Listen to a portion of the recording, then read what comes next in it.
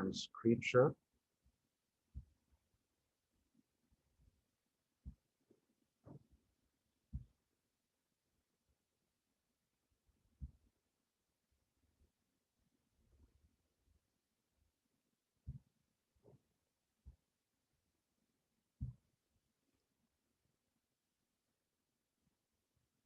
Okay.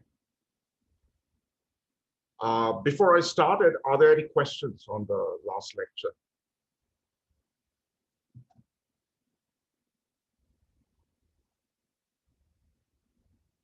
None?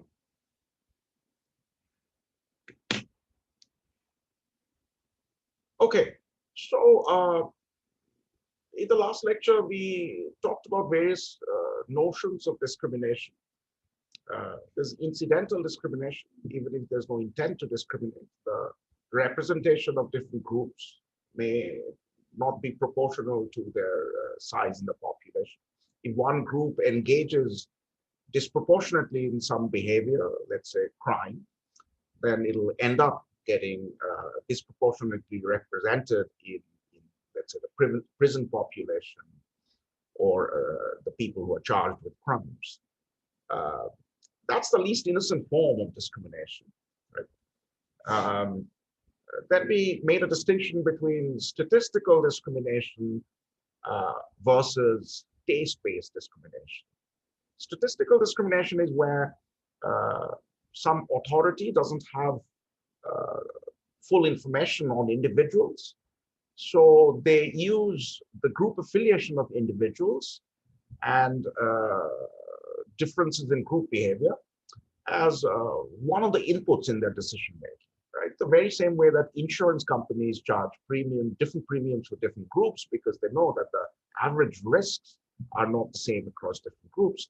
In the same way, employers or police may use group affiliation as one of the variables to decide whom to search, whom to go after, and so on, or whom to call for interviews, and so on. So we saw some papers which provide fairly strong evidence that this sort of discrimination exists in various walks of life.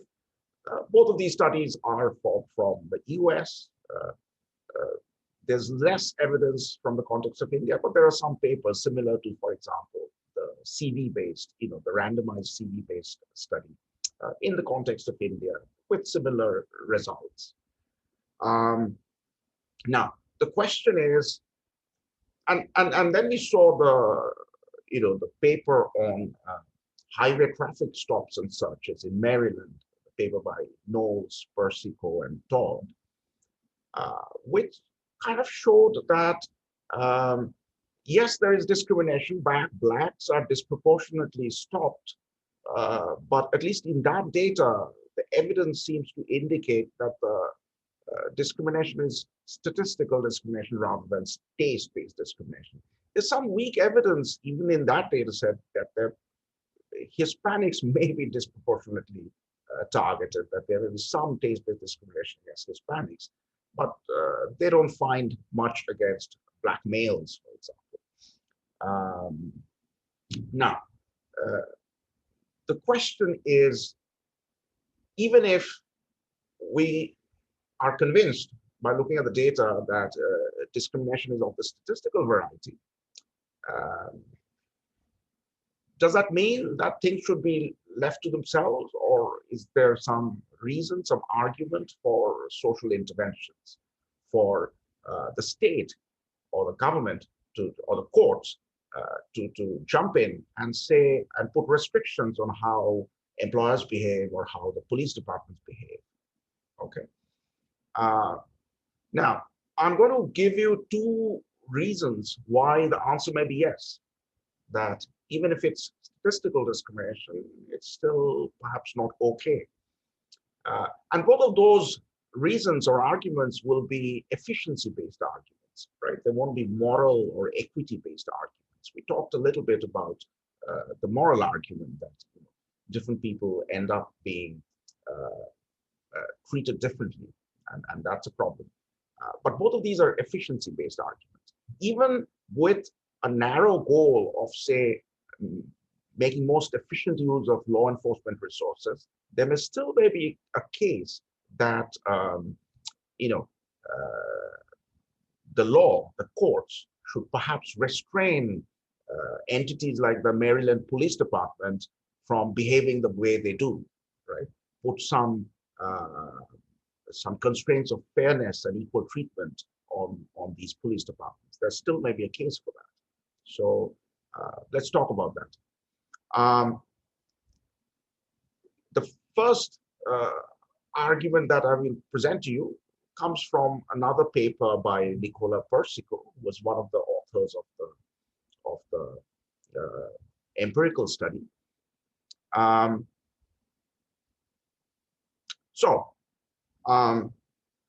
Let's first look at an optimization problem. Okay. So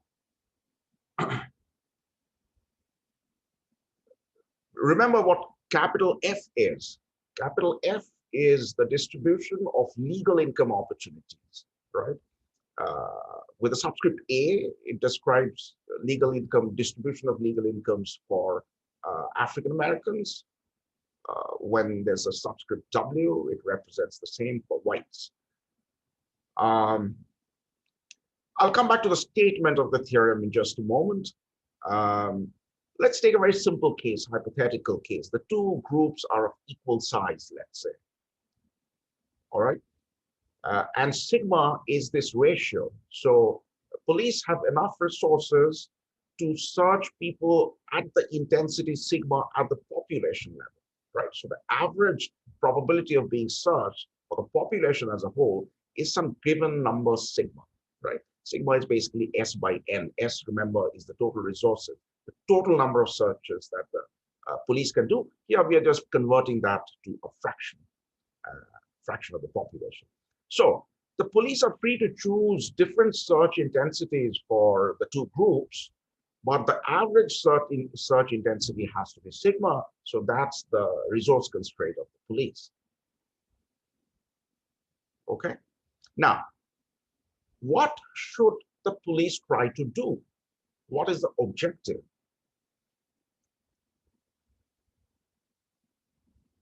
What do we usually consider to be the objective of law enforcement authorities? Reduce crime or crime rate. Yeah, so you could, I think a very fairly reasonable objective would be to minimize the crime rate. Minimize the crime rate given the resources at the disposal, given the size of the police department and their capacity. Okay, so what is the crime rate? So choose any sigma A and sigma W. Okay, you remember what Q sigma A is? Q sigma A is the expected benefit from committing crime for this population of African Americans, right? If they're searched at the intensity sigma A, in an earlier slide, I wrote down, so it's expected cost minus expected benefit. And both of those components are affected by the size of sigma, okay? And Q is the net expected payoff from choosing an illegal profession when your group is searched at this intensity. And when you plug that Q inside the F function, that tells you what fraction of this population, this subpopulation, this group has legal income opportunities below their Q, right? And those are the people who will rationally choose to commit crimes. So bottom line is that the first component is the crime rate among African Americans given sigma A, okay?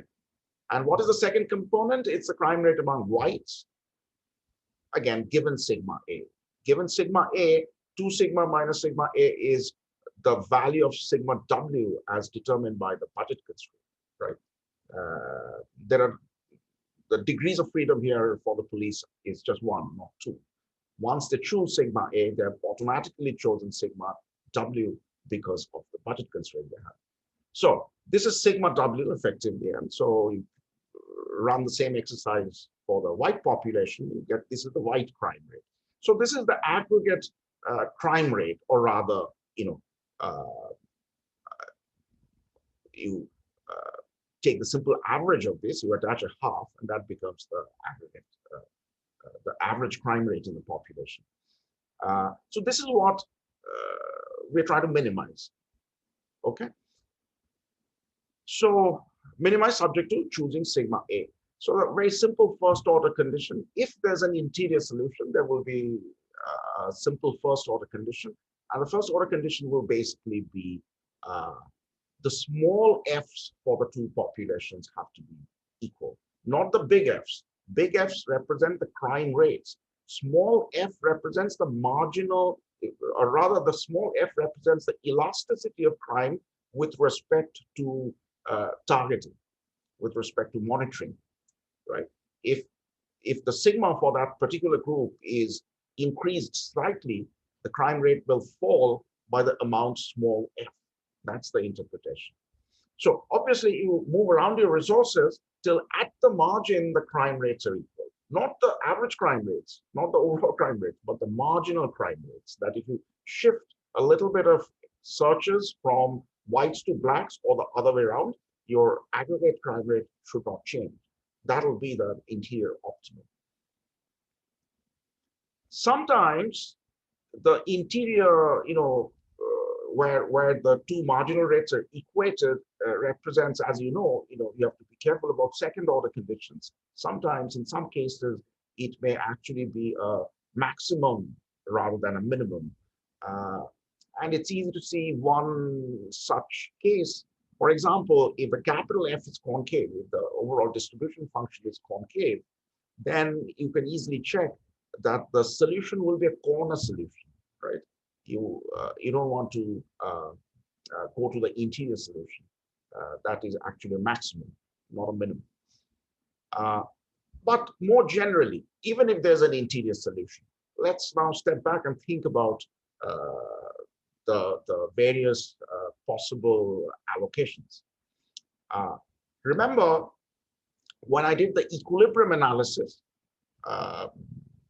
following the empirical paper of Knowles, Persico, and others, they did an equilibrium analysis, and they said that in equilibrium, if police are not prejudiced, let's assume that there is no taste-based discrimination, and their paper in that context sort of finds good support for that hypothesis.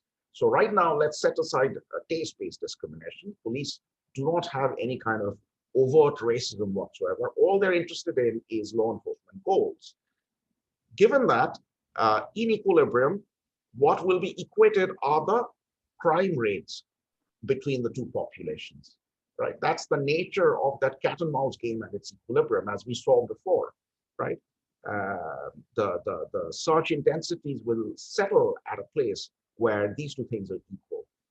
Now, if you want to be, so that's equilibrium, right? That's kind of, if the police department are left to their own devices, the sigmas will work out so that capital F's are equated across the two populations. Crime rates are equated.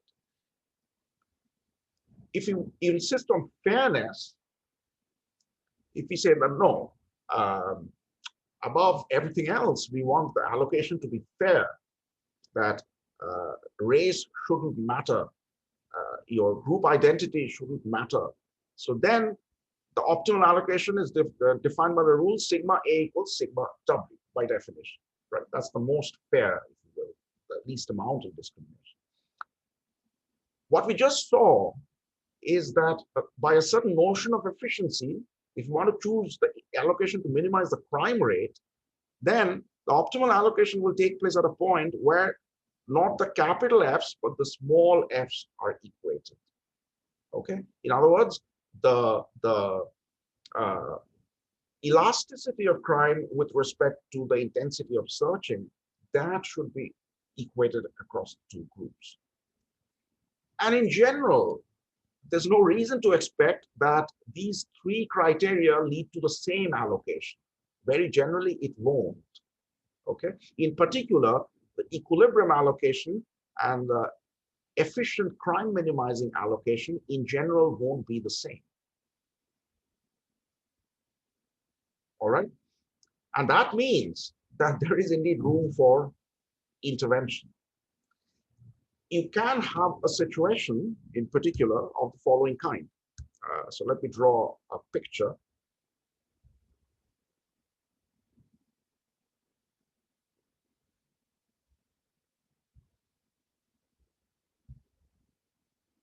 So let me draw a line, and on this line, I will measure sigma A, let's say. Right? Sigma W is automatically going to be determined. Now, there's going to be some sigma A which arises in equilibrium when the police department are not regulated at all, right? So let's call that sigma A hat. And this is given by the rule FA equals FW. This is where the crime rates are equated. This is the value, this is the search intensity of African Americans, which will equate crime rates between the two populations. Now, if the objective is to minimize that overall crime rate, then there will be some other sigma, which could be lower, right? Sigma A, let's call it tilde. So this is where the elasticity of crime is equated across the two populations. And suppose the totally fair allocation is here.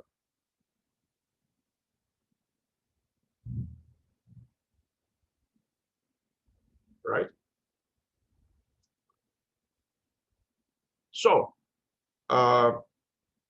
in equilibrium, African Americans are searched at a rate which is too high relative to both crime minimization goals as well as relative to equity or fairness goals, right? And so if some sort of, if the courts step in and say you have to go in the direction of fairness, that you cannot have such a big difference between search rates for the two races. So they force the police departments to reduce sigma A, then not only fairness, but also efficiency will improve and overall crime rates will actually come down up to this point, right? If they're pushed even further below, then crime rates will start picking up again, right? But at least going from here to there is involves no trade-off between efficiency and equity, right?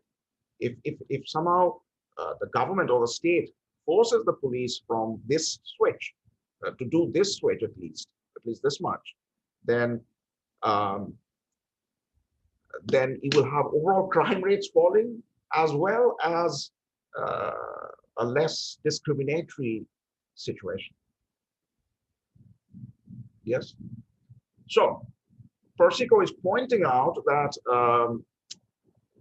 this notion that we have that attempts to reduce discrimination, and again, let me emphasize, this is statistical discrimination. This is discrimination done with the ulterior objective not of racist sentiments, but of law enforcement goals. So even then, some restriction, some equal treatment clause can actually improve matters on both fronts, right? It can make the system more fair as well as more efficient in the sense of lower overall crime rates. Now, why is that?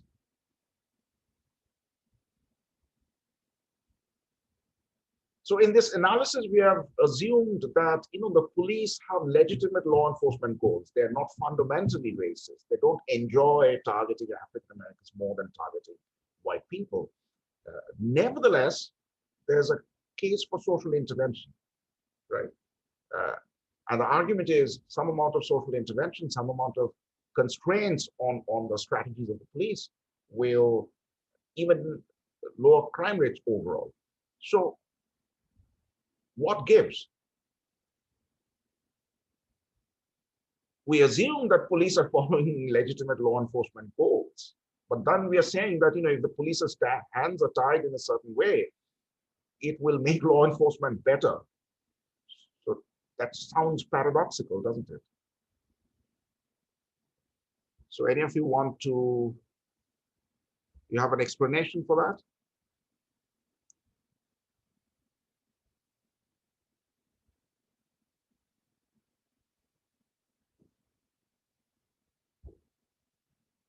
Anyone who's awake? So to stop police from discriminating in the future, maybe if they're not fundamentally, if they're not discriminating fundamentally. Does that resolve the paradox? I mean, even before going to the future, in the current period, our assumption is that the police are not, trying to harass one group. That's not their objective. Their objective is some law enforcement goal. But still, they, left to themselves, they will not be able to act in a way that will minimize the crime rate. Where does that come from? We assumed that police are following legitimate law enforcement goal, emboldened by the empirical, support from the Maryland paper, right, which suggested that what's going on is statistical discrimination. So the premise with some empirical support is that the police are not, they are following law enforcement goals. So why aren't they able to minimize the crime rate overall?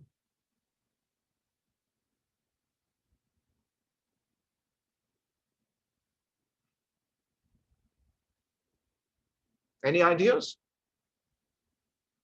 So maybe due to incidental discrimination. Due to what? Incidental discrimination. No, so in this analysis, we are not even worrying about incidental discrimination, right? Let the chips fall where they may. Of all the objectives we are talking about, especially law enforcement objectives, minimizing crime rate, this or that, incidental discrimination does not enter as a concern.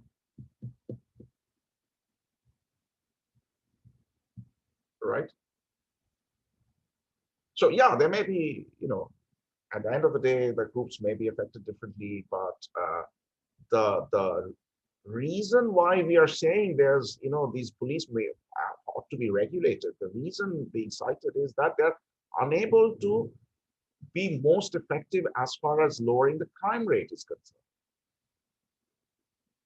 Some constraints have to be placed on their strategies just for the sake of the crime rate itself in society.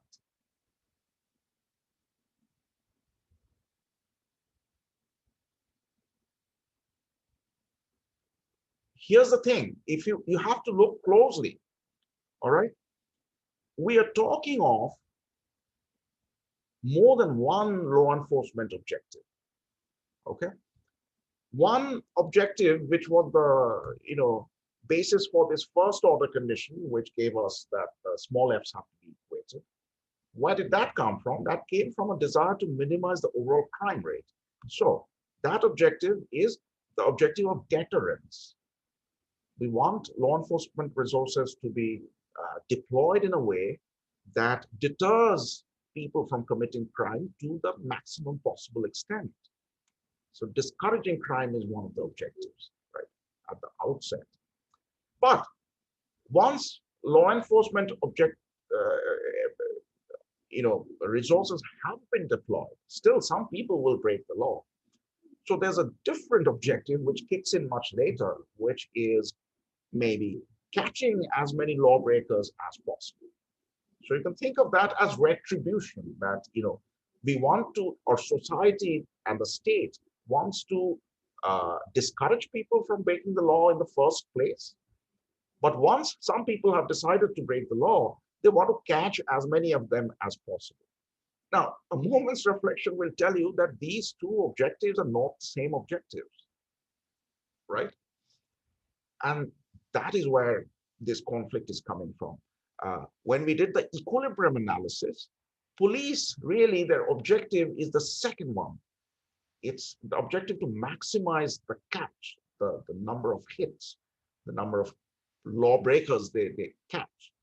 Whereas when we were doing the crime minimization exercise, we were looking at a prior stage, and there the objective was deterrence. So what we see is something which you see here, is something which you see in a lot of models of, audit models. Audit models are models where agents may not take the right action, and the principal, with some probability, will audit, will come and try to find out whether you're doing the right thing. For example, in income tax analysis, right? The government it's too costly to check everybody's tax returns and tax forms and scrutinize them. So all governments, what they do is that they take a small fraction of tax returns and put them under the microscope and see that whether there are false claims or not.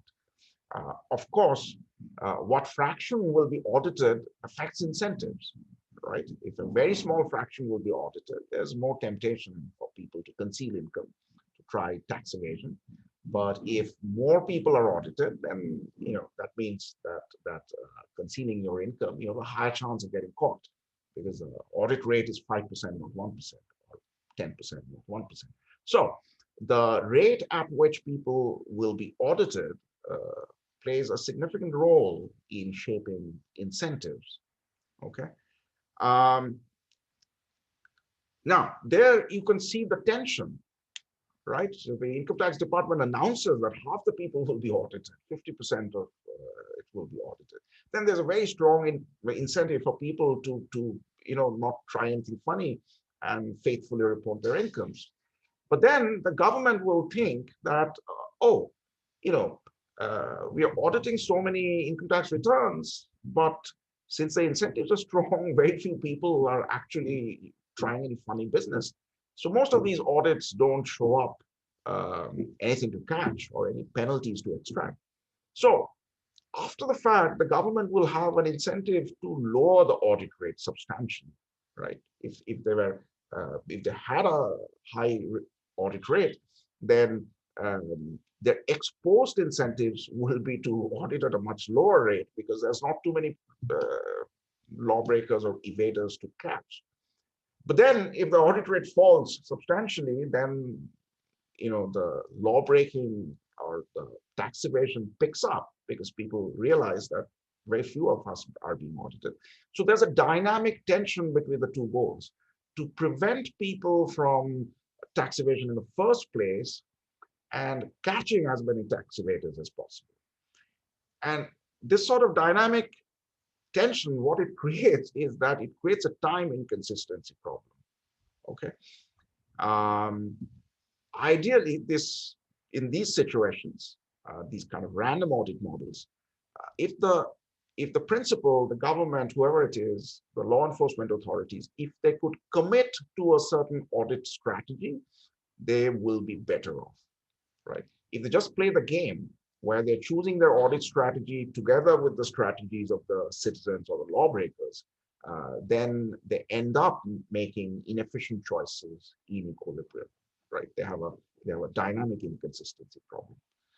So in random audit models, you'll often find that without commitment, the audit rate is too low, and if there's a way to commit, then authorities will want to commit to a higher audit rate, and that's here we have a sort of a two-dimensional analog of that, right? Here the overall audit rate is constant, the overall sigma is constant. How you divide it between the two populations is what is a matter of choice. But because of the same dynamic tension or inconsistency, in general, the allocation will not be efficient, ex ante, right? So overall, Persico's point is that, in society, we often have these discussions that certain groups are being too disproportionately targeted. So fairness demands that this gap should be reduced or eliminated. He's pointing out that one shouldn't automatically presume that this will come at a cost of, less efficient law enforcement. Sometimes it comes with a bonus or a side benefit that even law enforcement could improve if we push towards fairness. Sir, Yes. sir, so why do we catch criminals? So we catch criminals to reduce the crime, right? Well, that's one view. There's a lot of philosophical traps here. It's tricky take. Okay, one is you could say that, well, law breaking is perhaps habitual. Once a lawbreaker, there's a good chance that that individual will indulge in the same kind of behavior in the future. So one purpose is to just remove them from the streets. You could say that.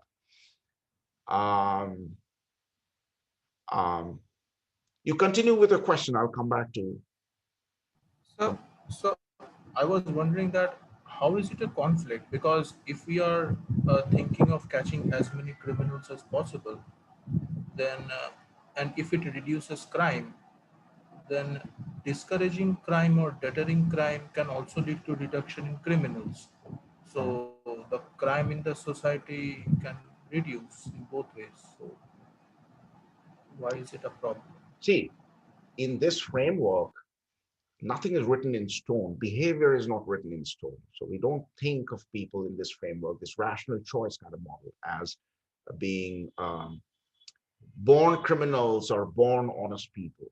Okay, so it all depends on incentives and circumstances. Somebody, the same person, if they're in a desperate situation, their legal income opportunities are very limited and crime is very lucrative, right? It pays off a lot. Their group is not being searched at a very high rate, et cetera, et cetera. So with the right circumstances, anybody can commit crime. That's the assumption in this framework, right? So, so the thing is that, with the right kind of strategy or allocation, somebody who's committing crimes can be made to switch to legal behavior. Yes. Yes. Now, you could take a different sort of world view. You can say that, well, it's not so much, incentives don't matter that much. We are creatures of instinct.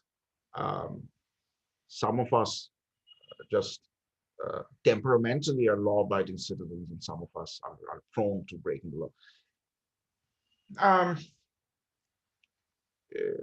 Anyway, we are not taking that approach, right?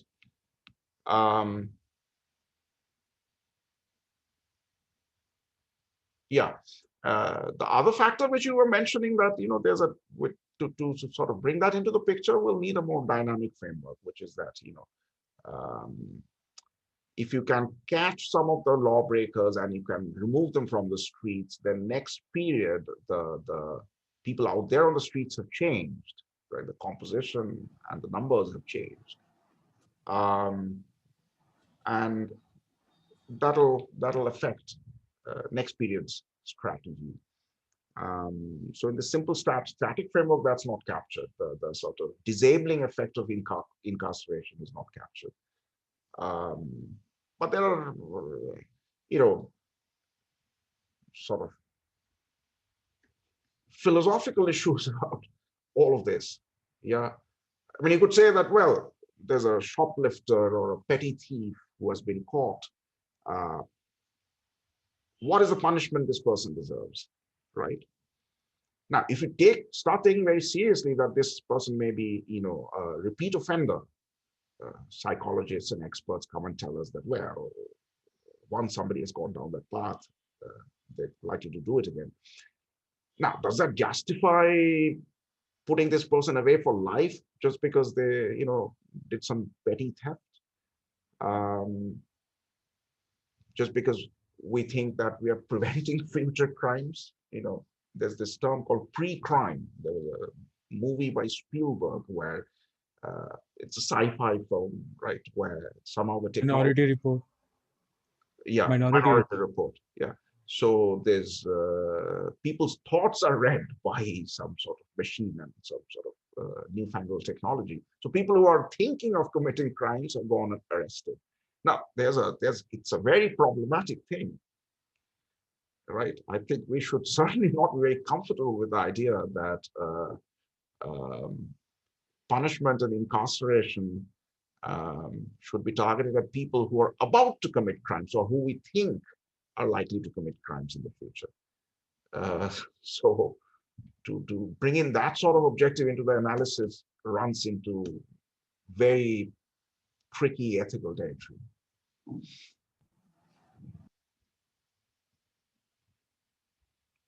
Any other questions, comments?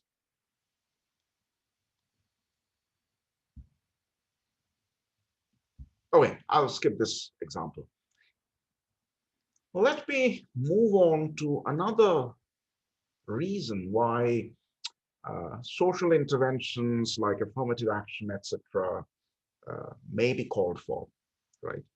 And again, it's largely going to be not a fairness-based argument per se, but an efficiency-based argument, right?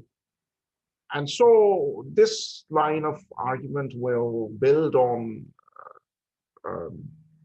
theories first proposed by Kenneth Arrow, and some other variation of the theory was proposed by Edmund Phelps much earlier. And what I'm going to talk about is a simplified version of a paper by Court and Lowry, which is there, given in the link to the PDF of the paper.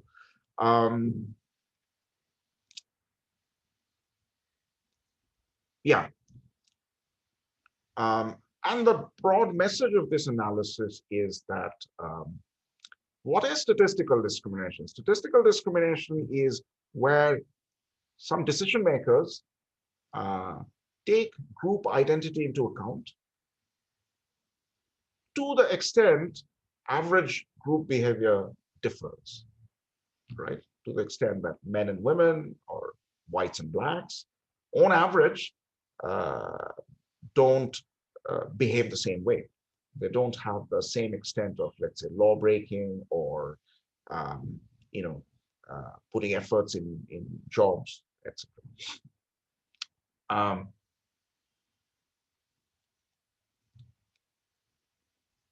Yeah, so aggregate statistics about groups are taken into account in decision making and influence decision making of employers, of police, etc. Now, the fundamental point of Arrow and Phelps is that it's a feedback loop. If police and employers start treating different groups differently, then it'll also affect the incentives of different groups in different ways. Okay, and you can end up with a lot of self-fulfilling prophecies, right? Different groups can get trapped into different stereotypes or perceptions, and therefore different modes of behavior. And all of that can be built into an equilibrium. Okay. Sounds abstract. Let me get to the details. Let me sort of give you a little more breakdown of the idea verbally, and then I'll show you a simple model illustrating it. Now, let's go back to the job market application. So, job skills, right, are a function of both ability as well as effort, right? We are not born with programming skills. No baby is born with the ability to program in R or Python or what have you, right? You have to pick it up. But you may be born with some ability which helps in picking up those sorts of skills. So that's one thing, right? When workers go out into the market, what kind of skills they bring along with them is a function of both their ability as well as how hard they've worked in their days of being students or apprentices and so on. The other thing is that skills, the relevant skills, are not perfectly observable to employers. Yes, they want workers who are smart, who are disciplined, who are organized, who are motivated, who are driven, who are, uh, you know, strong work ethic, who are punctual, who can work with others, work in teams, so on and so forth.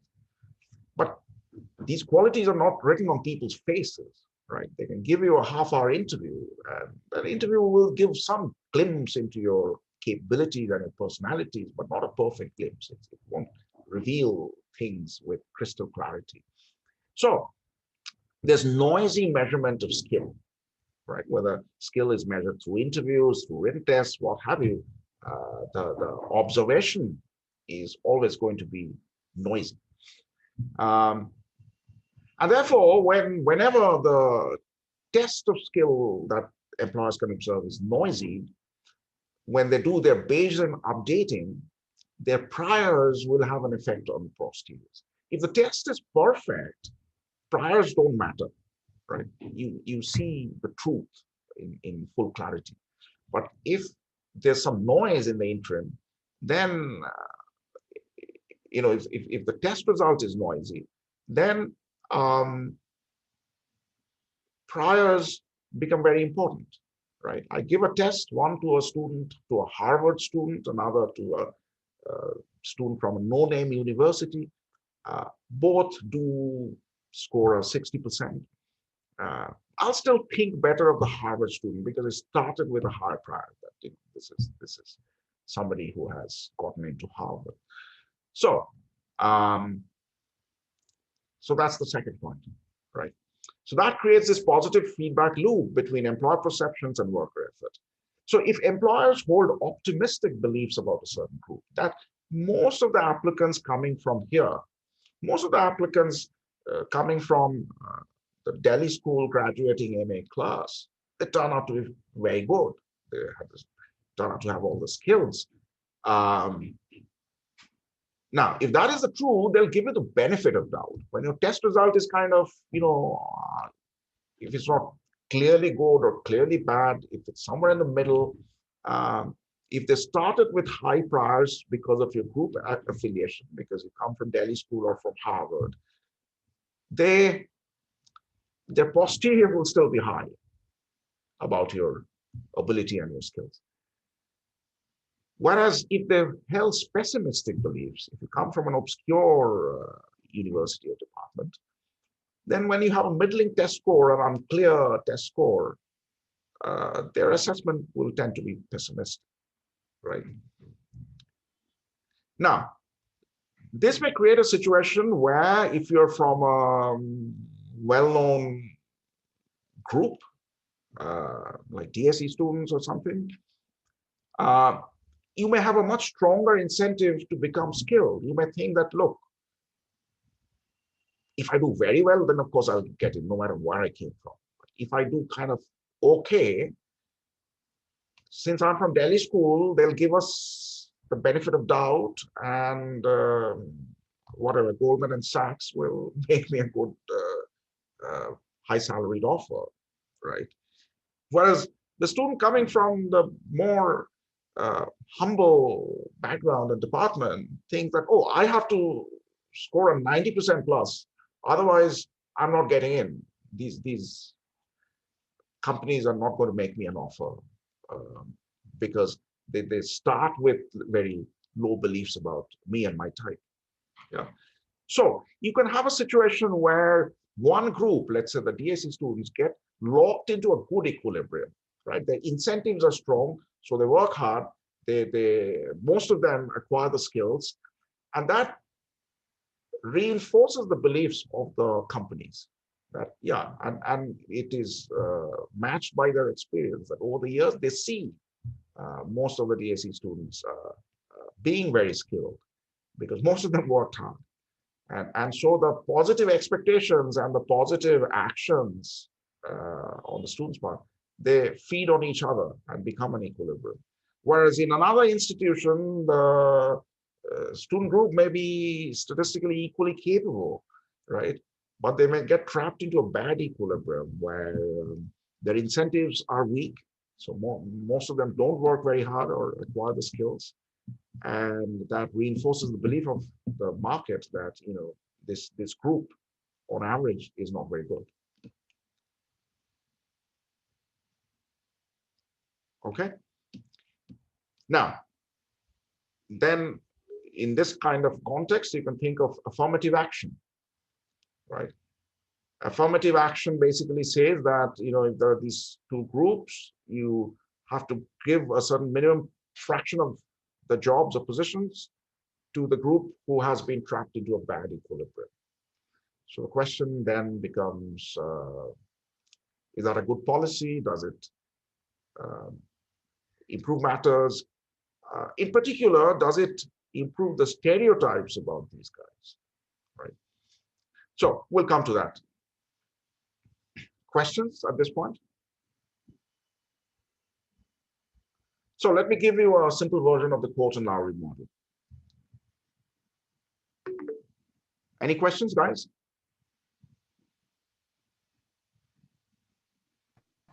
Sir, Yes. so those kinds of prior beliefs can also develop due to some reputation, right? About an institution or some sort. Yeah, but here we are talking of reputations which ultimately which are anchored in actual equilibrium behavior. Yes. So this is a framework, this is a model where we don't allow agents to have arbitrary beliefs and expectations. Yes. So here, discrimination does not arise from A, taste in this framework, nor does it arise from B, empirically unfounded beliefs. So this is not to say the whole world is full of people who don't have these qualities. Of course, there's a problem of taste-based discrimination and sort of people having wild impressions about other groups which are just not empirically true. But we are not talking of those, right? In some sense, the message of frameworks like this is, if you just look at the assumptions or the premises, you may react negatively and you may say that, well, we know that there's so much nonsense out in the world and so much, hatred and prejudice and bigotry. Why are you writing down models where none of the agents have those qualities? They don't have any kind of overt racist beliefs or taste. Well, because these models show that even if we lived in such a relatively nice world, the outcomes will not always be nice. And there will be, there's a possibility of very unfair treatment of certain groups. And so social policy, even in that world, will have a role to play. Yes?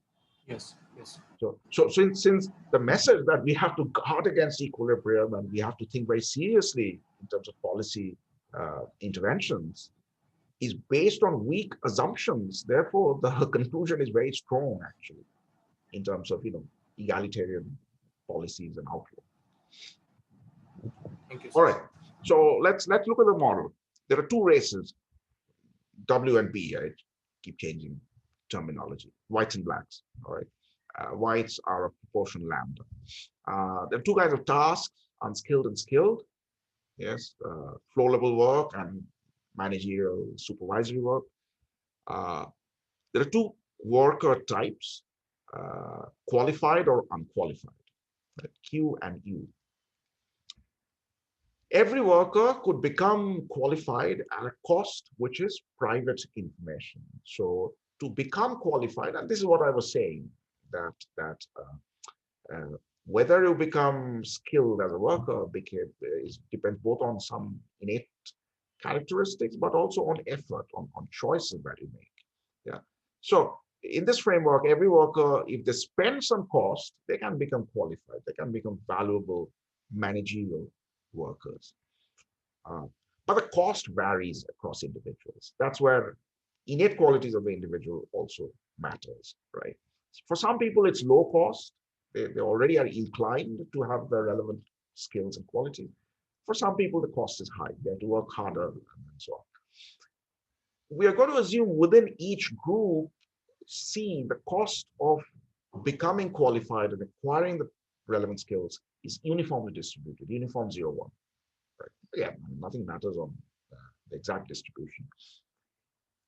We are assuming that individuals are heterogeneous, but groups are identical fundamentally, right? Both groups have the same distribution of costs.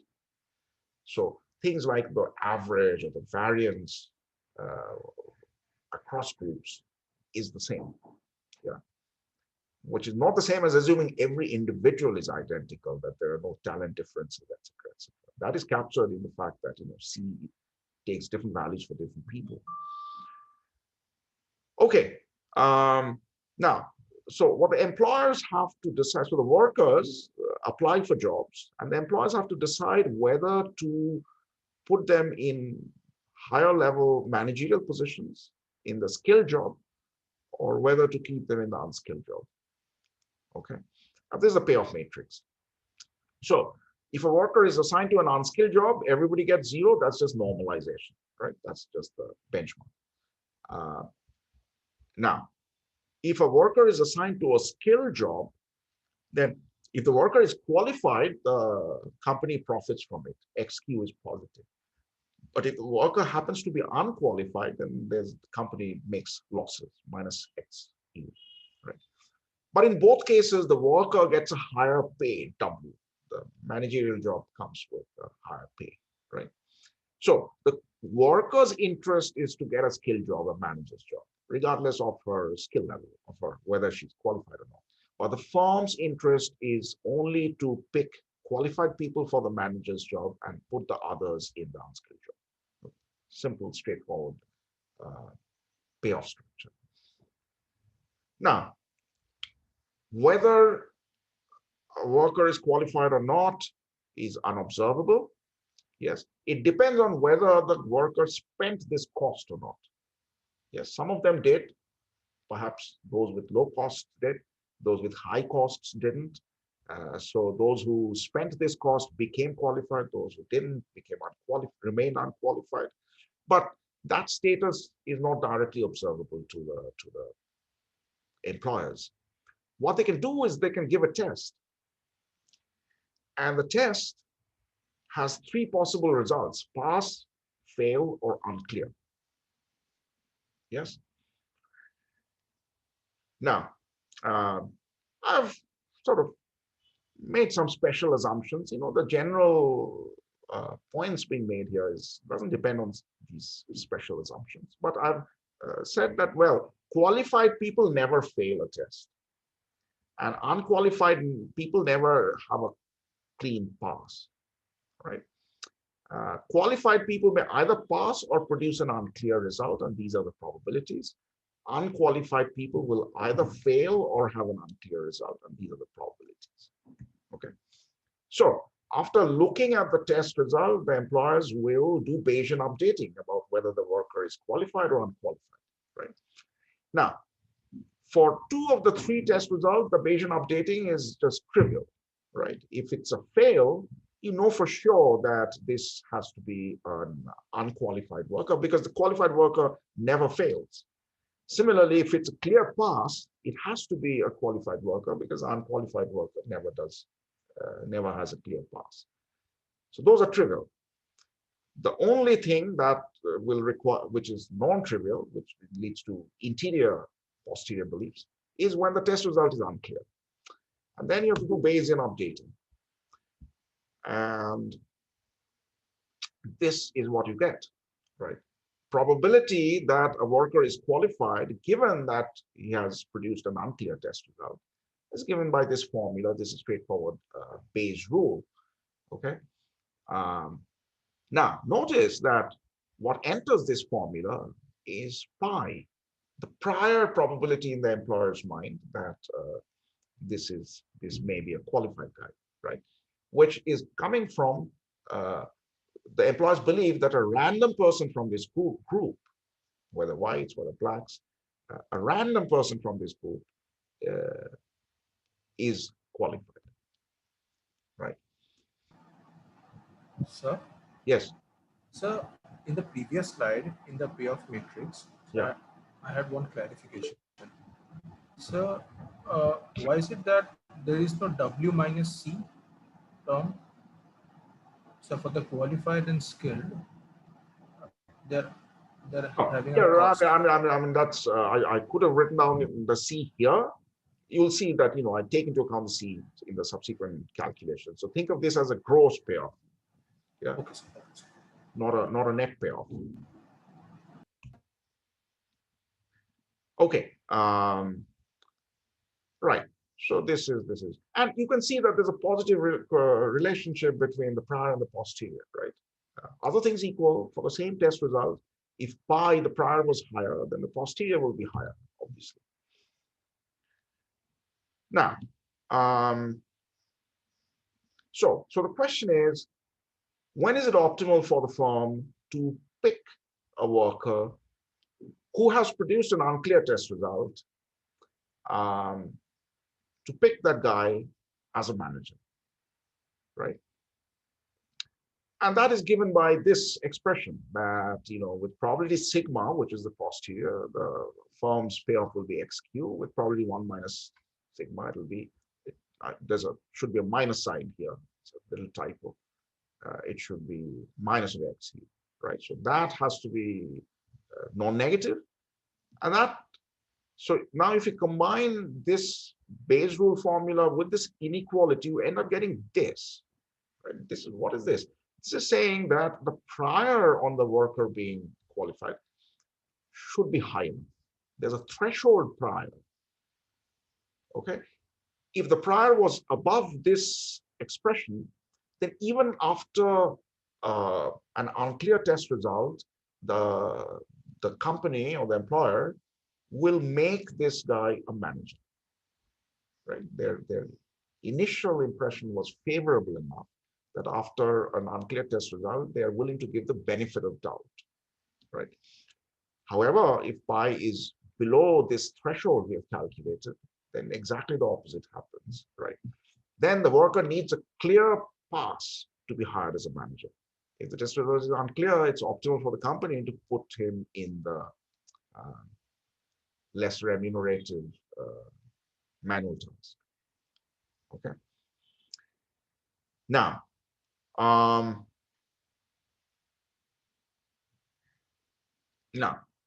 let's write down a function. This is the last bit at the bottom of the slide. Let's start with an arbitrary pi. Okay, employers, for the moment, let's untether the expectation of employers. Right? Let it be a free floating object. It can take any value, let's say.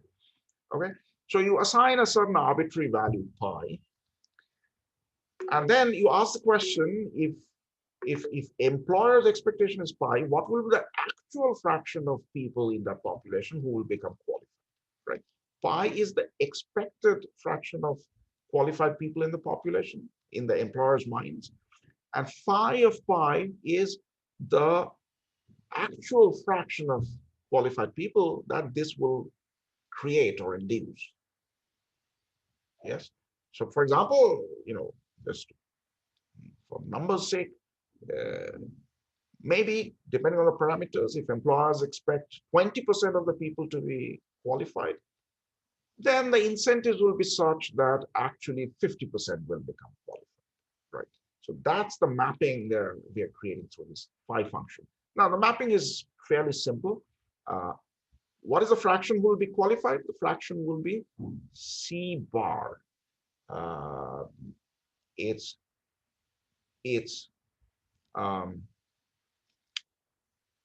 a fraction of people who find it worthwhile investing in skills. Okay, so we'll have two cases. One in which case pi is higher than this threshold, right? If pi is higher than this threshold, then what happens? Then the employers will hire people from this group if their test result is passed or even unclear. All right. And they only punish fails, right? For the unclear test result, they give the benefit of doubt. So that's when the prior is high enough. It's above that threshold. Okay. So an individual worker is thinking, oh, if I become qualified, spend that cost, I'll be hired with probability 1. And if I don't make the effort, if I save on the cost, then I'll be hired as long as my test result is unclear, which is probability P sub U. So my probability of hiring goes up by 1 minus PU if I choose to spend the cost, right? And that times W is my expected gain from spending the cost or the effort. And so as long as my cost is below 1 minus PU W, right, it's worthwhile for me to incur this cost and become qualified. And since it's a uniform distribution, this is also the fraction of people who will become qualified. Now, what happens if pi is below the threshold? In that case, if you don't spend the cost, you have 0 chance of getting hired because your test result will never be a clean pass, right? And if you do spend the effort and incur the cost, you have a 1 minus PQ probability of getting hired, right? Because that's the probability of a clear pass result. So your expected gain is this 1 minus PQ times W. And as long as your cost is less than that, you want to invest in skills and qualifications. So the fraction of people or the cost threshold equivalently for investing, that depends on what the initial expectation of the employers were. Now, what is the equilibrium? Equilibrium is the fixed point of this function. Okay, in equilibrium, employers' expectations have to be correct. So only a value of pi for which phi of pi is equal to pi, only such a value of pi can be an equilibrium, right? We are not allowed, since we are doing equilibrium analysis, we won't allow employers to hold false beliefs. The beliefs at the end of the day will have to turn out to be right. Yes. So this function we have created, we have now to look for its fixed points. And let me skip to the picture. And notice that this is a step function, right? For pi below a certain level, it takes a certain value and the same value throughout. None of these expressions involve pi, right? All that the value of pi does is that it switches from one value to another. Okay, so below a certain threshold, the function takes this value, and after crossing this threshold, it jumps to another value. Now, the jump may be up or down. The interesting case is where the jump is up, and there you may have a picture like this.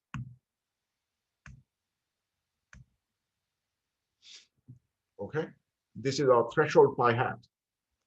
So you can have a picture like this, where this is the step function, and it has 2 intersections with the 45-degree line, representing 2 different equilibria. Yes, and there's a numerical example, which I just skipped over. Here's a numerical example. Yes, where indeed this happens.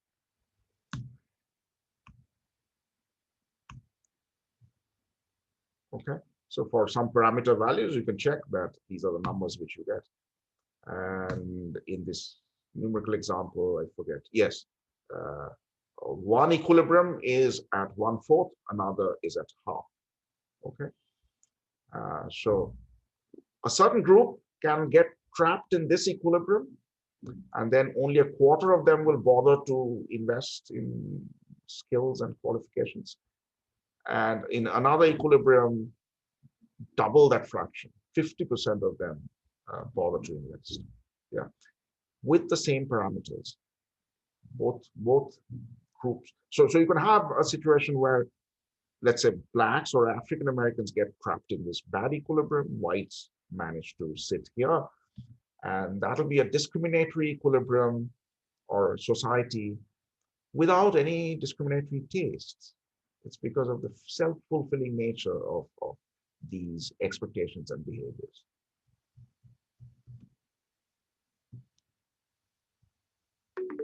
Questions?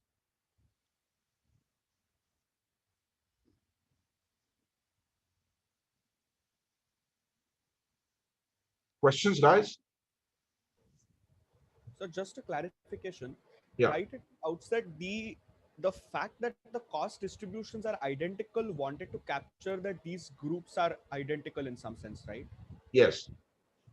If we allowed for differences in cost distributions to account for, say, the fact that some groups are inherently poorer and hence the costs for them are likely to be higher, Yeah. are we to expect something radically new? Or No, not in the knife edge sense. So now if I start with identical cost distributions, right? And if I shift it slightly, so let's say, you know, whites are sitting over here, blacks are sitting over here. And now I make the cost distribution of blacks, let's say, uniform from 1.01 to, sorry, 0.01 to 1.01, right? Then this thing will move locally and very slightly, and it won't make any big difference to the whole picture. The fact that you can have different outcomes, radically different fates and outcomes, even with identical distributions and parameters, is what is striking. Yes, obviously, if the two groups differ significantly in the cost distribution or in some other manner, then the fact that their fates turn out to be different is not surprising, because there were asymmetries there to begin with. You see the full force of the story when you assume distributions are identical. So there's an endogenous asymmetry which arises, and an endogenous difference which arises between. so? Yeah. Yeah, I just said, so just not exactly related, but when we spoke about this, that in the previous model, for instance, that there are no inherent biases that people have, this does it also capture something in the sense that often when policy is done, people are not really willing to accept that they are biased. It's very hard to show that someone has taste-based biases. Yeah. So in which case this can become a very compelling argument, right? Why there should be, say, affirmative action or something of that sort. Yeah, absolutely. Absolutely. Now, this is not to say, you know, in the real world, there's a mixture of all kinds of factors, and people do have biases. You know, there is the psychology test, you know, right? Picture and word association, etc., etc. They show you a bunch of pictures, some of, say, white people, some of black people, and they ask you to match it with a bunch of words. Some are positive sounding, praiseworthy words, some are negative sounding. And people subconsciously, when they're asked to do it quickly, their matches and associations reveal that, you know, subconsciously perhaps they're falling prey to some preconceptions and so on. Yes, so I think the argument shouldn't be that we shouldn't be vigilant about those subconscious taste-based prejudices. They're part of the problem, certainly, right? So the effort for us to face them, to reveal them, to process and try to eliminate them should be there. There's no working around that. What I think is not often appreciated is that, you know, and there's also no denying the fact that many of our societies have had some terrible practices in the past, right? There were times when all kinds of discrimination against women, against racial minorities, against certain castes were so obvious that there's no room for dispute that it existed and existed for a long time. What these sorts of analysis show is that, look, as we try to transition to better societies and being better people, there will be a transition phase where we have to be aware that past discrimination can be very sticky. So even if we have successfully transcended our prejudices as individuals, some of the results of the past discrimination and prejudice can become structurally ingrained. So if you're naive, if you think it's all a function of what's in our hearts, then we may fail and trip up, right? We also have to eliminate the sort of persistent barriers that are faced. And you can see many examples of this, right? Say at the workplace, right? So we talk about increasing women's representation in certain kinds of workspaces where you see a lot of imbalance. There are work-specific public goods like toilets. So in the past, we had absolutely blatant and obvious discriminations. All the toilets are for men. And then if you want to take, remove that disparity, you have to invest in public goods and create the toilets. Maybe the business meetings were happening in CD bars when it was all men. So those venues have to be changed, right? Now, maybe today the men have all become highly enlightened, but they also have to recognize that structural changes are needed. You have to stop holding up business meetings in bars, and you have to build toilets for women. Otherwise, you will not have gender parity, right? I mean, that's a easily understandable and sort of commonsensical example. This is a little more subtle and tricky. But the larger point is that it is certainly necessary for us to remove any taste for discrimination and any overt prejudice, but it's not sufficient for that to guarantee justice. Yes. Yeah. Okay. Sir, Yes. sir, is it possible that the choices of one group, like if they want to get skilled or not, it affects the posterior probability of the other group, and it may itself create and perpetuate a negative stereotype for that group? Yes.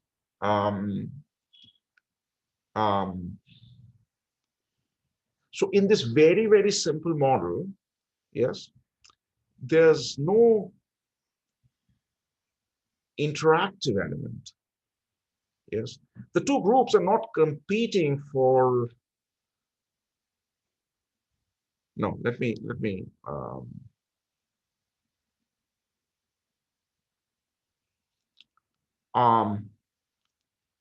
For example, there's no complementarity between their jobs. Their jobs are kind of separate jobs.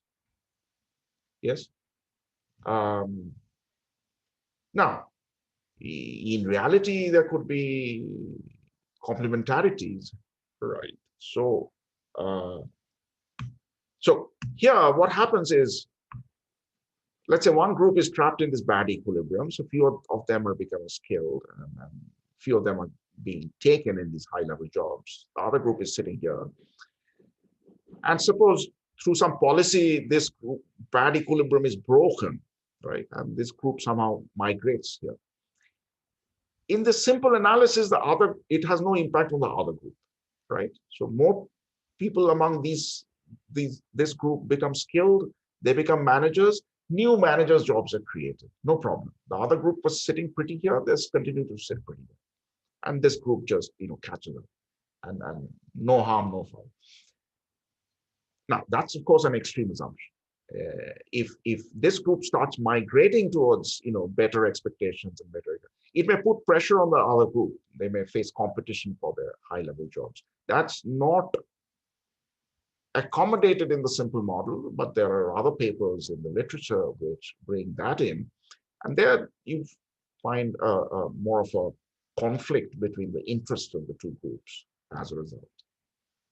So yes, one sort of problematic, tricky issue is we have kind of set it aside in this simple analysis. Yes, sir. Thank you, sir. Okay. I have just run out of time. I wanted to discuss a little bit about, policy and affirmative action, having shown you the multiple equilibrium results. Should I Do you have a class right after this, right now? No, sir, not today. Oh, nobody has a class. Sir, I don't think so. If there's another class, can somebody speak up, please? So Sunil sir has a class right now, but he's not taking it. Oh, okay, okay. So give me 5 minutes. I'll just wrap this up, right? Okay. Now, policy interventions, and in particular, affirmative action policies. Yeah. So, a couple of questions. Does affirmative action destroy incentives, investment in skills, etc.? Right. That's one kind of allegation that weakens incentives, and it worsens stereotypes. So some group was thought of as not having, on average, a lot of skilled people, people with the right qualities and attributes. If there's some kind of affirmative action in the form of quotas or what have you, will the stereotypes improve or deteriorate? So the idea is that, you know, affirmative action is supposed to be a temporary thing, that if it's in place for a while, it may improve these stereotypes, these incentives, and then eventually it won't be needed. That's ideally what we want, and that's how it was formulated in the Indian Constitution and other places. So theoretically, so in this framework, what we can see is that it can go either way. So in this model, suppose one group, the whites are sitting here, this equilibrium, blacks are sitting there, and a new law passes, which, to make it concrete, which says that a certain fraction of the hires have to come from this group, from the blacks.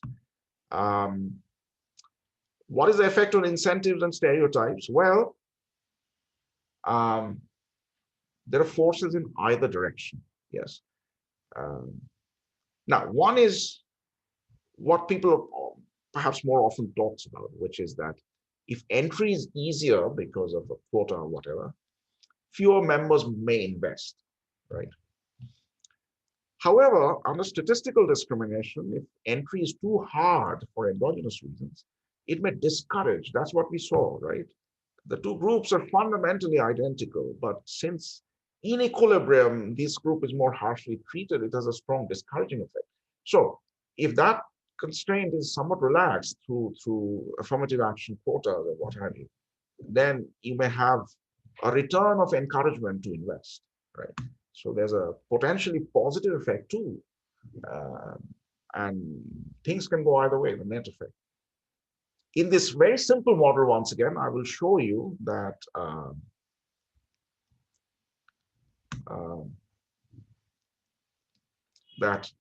incentives improve, right? So suppose the A's are in a bad equilibrium and the whites are in a good equilibrium. And suppose quotas are introduced for the African Americans, right? So the law now says that at least alpha fraction of the hires have to be African Americans, right? Or rather, let's say that the law says, you know, for people with unclear test results, at least alpha fraction for African Americans with unclear test results, alpha fraction have to be higher. Let's say the law sort of imposes that. Okay. So for given alpha, you write down the incentive constraint to invest, and you find that it's positively related to alpha. So that encouragement effect dominates, right? Meaning that higher is alpha because you have a better shot, even with an unclear test result.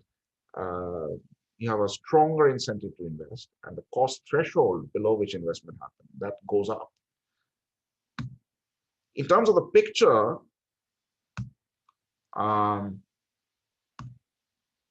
this lower level of the step function, it rises, okay? And so the equilibrium shifts from here to there. And so because of the affirmative action, a higher fraction of this group is not only hired, a higher fraction of them also um, invest in skills. Okay. Now, if the increase in alpha is small, then this shift is small. So bad equilibrium is still there. It has just become a little bit better. But if the alpha increase is substantial, then at some point, what will happen is that this lower step will rise above the 45-degree line, right? And all that will remain is this good equilibrium. The bad equilibrium will suddenly disintegrate, it will disappear. And then you will have more than a local shift in outcomes. You'll have a switch from one kind of equilibrium to the other. So this group will now then transition to here. And once they reach the good equilibrium, one can imagine that if the quota is taken away, then they'll still be sitting in the good equilibrium. The bad equilibrium has been made irrelevant. Okay. So in general, as far as policy is concerned, there are two classes of policies, right? One kind of policy has to be there forever for the effect not to go away, right? If you have traffic fines, today you have high traffic fines. People are not breaking traffic rules, they're driving carefully. Tomorrow, if you lift the traffic fines, perhaps people will go back to rash driving, right? So that kind of rule has to be kept in place permanently for us to have its effects. Here, you see a potential long-term effect of a temporary policy, right? As long as the alpha quota is big enough, and this line rises above the 45-degree line, you have a shift in the equilibrium itself. And so even a temporary policy like that can have long-term effects even after the policy is withdrawn, right?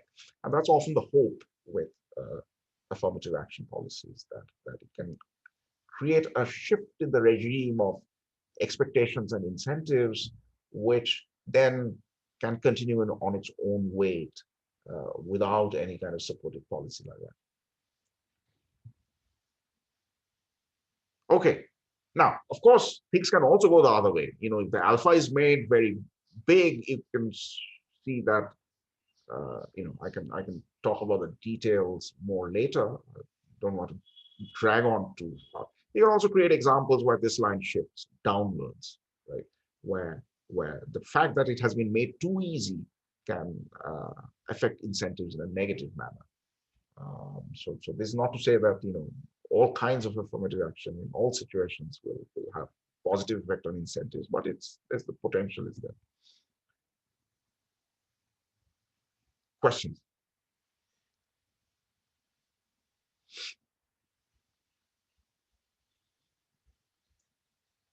No questions? This is a topic which usually animates people. Lots of debate and opinions usually come forth. Too late in the day.